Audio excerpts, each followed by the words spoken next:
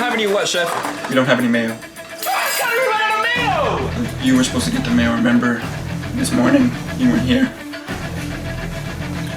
We'll just use butter or something. Fuck it. Switching to butter, everyone! I need 13 sandwiches, 14 coffees, and 17 hash browns, and someone to get my fucking mayo! Yes, sir! 25 pounds? No, I ordered 200. What is beef? You still got that meat connect? You get $12.50 for that on eBay. Boom. You cut vegetables like a bitch. Not system. System, baby. System. This is your brother's house. I was running it fine without you. Why didn't he leave it to you then? The Bear is the best show on television right now, and it only has 2 seasons. Everything is painstakingly beautiful. The music, which supports the fast cuts to increase the anxiety of the kitchen, the tangible character arcs, the food that makes me want to start to learn how to cook. My omelets are still pretty bad, but they're getting there. There's so much I want to talk about, but here I'm going to attempt to stay on path. Spoilers from here on out. If you don't know about the show The Bear, it's about this character named Carmy, also nicknamed Bear, whose brother dies, and his brother leaves him his Chicago sandwich shop in his will for Carmy to take over. Carmy is also a Michelin star chef, trying to pick up this dying restaurant using who and what he can to make it great. Some people react uninterested when I say it's a cooking show, but really the cooking aspect of it is really just a vehicle to see these real feeling characters grow. Well, my first job was McDonald's. You don't get to be creative. You just work with robots and everything's automatic and fast and easy. I won't make a mistake again. Yeah, you will. But not because you're you, just because shit happens. I started a fryer fire. Night after I won Food and Wine's Best New Chef, nearly burned the place down. For real? For real. This weird thing happens, too. You have this minute where you're watching the fire and you're thinking, if I don't do anything, this place will burn down and all my anxiety will go away with it. And then you put the fire out. Then you put the fire out.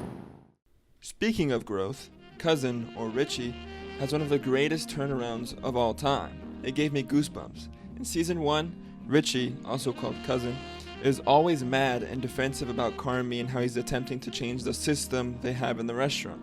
He sees Carmy like this guy coming and messing up what has worked for so long.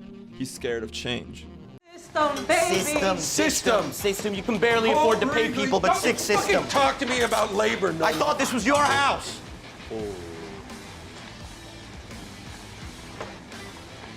Fuck all this. Announcement. Listen up. Bread stays the same. Gravy stays the same. Richie's baby mama left him, and he doesn't have custody over his child. It's pretty bad. In the start of season 2, Richie gets insecure because he's seeing people growing around him along with the restaurant. He's terrified of being left behind as everyone else is finding their passion in the kitchen.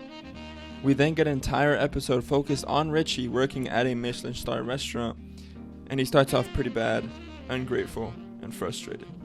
He thinks Carmy sent him there to scare him and get rid of him. He's getting tired of cleaning forks and believes he is entitled to greater work.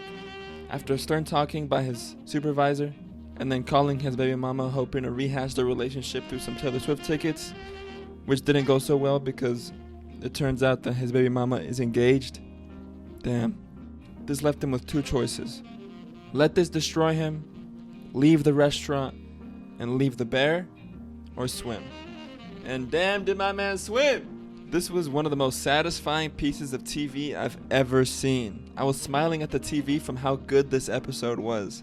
He wakes up the next day and puts in all of his energy in loving the kitchen. The Taylor Swift song almost made me tear up. Such a good moment. Oh, your ass! Oh, that's right. Woo! Nah,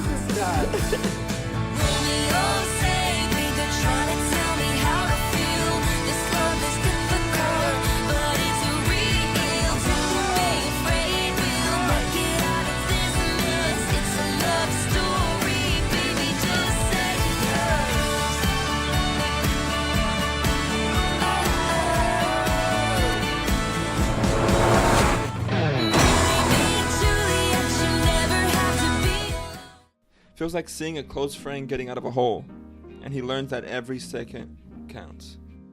I wouldn't be able to talk about this show without mentioning the 7 Fishes episode in season 2. This episode is if anxiety was a show. In this episode, we get a Christmas celebration with the Brazzardo family with great random actors. There are multiple things being shown at this time. Richie's relationship, his brother, the bipolar alcoholic mother, and Carmi trying to cook in between all of that. We get these characters in the most textured way. And the way they set up the bomb of asking, "Are you okay?" By the time she asks, you're just like the rest of the family rolling your eyes.